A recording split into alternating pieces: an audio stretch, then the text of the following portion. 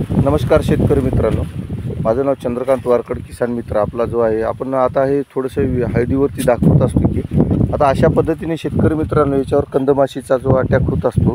ही कंदमाशी भरपूर प्रमाणामध्ये पानावरती येते, हे मुंग्याच्या आकाराची असते आणि ही तुरुतुरु धावत असते आणि त्यामुळे जे होणार नुकसान आहे ही पानाला डंक मारते आणि अशा पद्धतीने आपल्या पिकावरती नुकसान करते. आणि काय होते की बऱ्याच ठिकाणी ह्यांची जी अंडी असतात ही अंडी आपल्या बुडावर सोडत असतात. जशा आता पद्धतीने आपण पाहतो की ह्या पानाच्या बुडामध्ये किंवा इथे जी अंडी घालत असतात, ह्या अंड्यातून बरीचशी किडी येतात आणि ह्याची जे होणार नुकसान असते ही आपल्या भरपूर प्रमाणामध्ये पुन्हा वाढत राहतं. तर ह्याचा तुम्ही नियोजन करा आणि लवकरात लवकर सड वगैरे ह्याचं पण आपल्या शेतातली जी आहे अशा पद्धतीने ह्याचा जो असतो हा सडीचा प्रकार वाढत राहतो आणि या सडीला पाहणं महत्त्वाचं आहे आणि याच्यावर नियंत्रण करणं तेवढंच गरजेचं आहे. शेतकरी मित्रांनो, आता ह्याच्यामध्ये आपल्याला फुटव्याची वाढ वगैरे निरोगी चांगल्या पद्धतीने दिसत आहे आणि आपल्या शेतामध्ये आपल्याला सडीचं प्रमाण सध्या भरपूर प्रमाणात वाढत आहे. हे आपल्याला वाढू द्यायचं नाही. तर ह्याला आपलं नियोजन करणं महत्त्वाचं आहे. ह्याला आपलं ड्रिचिंगमध्ये आपल्याला ज्या पद्धतीने आपल्याला हे सोडायचं आहे कार्गोशील एकरी 1 ते 2 लिटर ह्या प्रमाणामध्ये.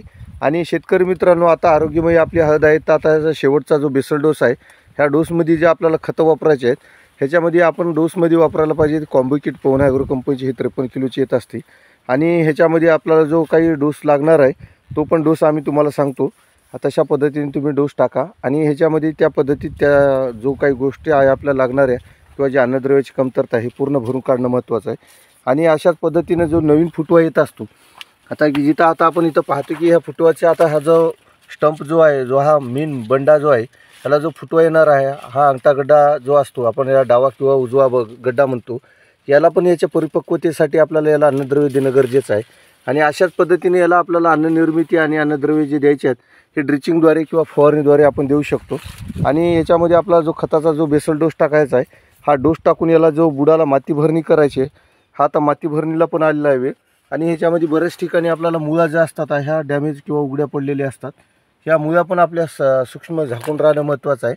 आणि ह्याच्यामध्ये ज्या अन्नद्रव्याची गरजेसाठी जे शोधात निघतात मुळा, याला पण अन्नद्रव्य आपल्याला आता ह्या साईडने टाकून घेणं गरजेचं आहे. दोन्ही साईडने जेव्हा आपण खतं टाकतो तेव्हाच आपल्याला ह्या खताचा फायदा होत असतो.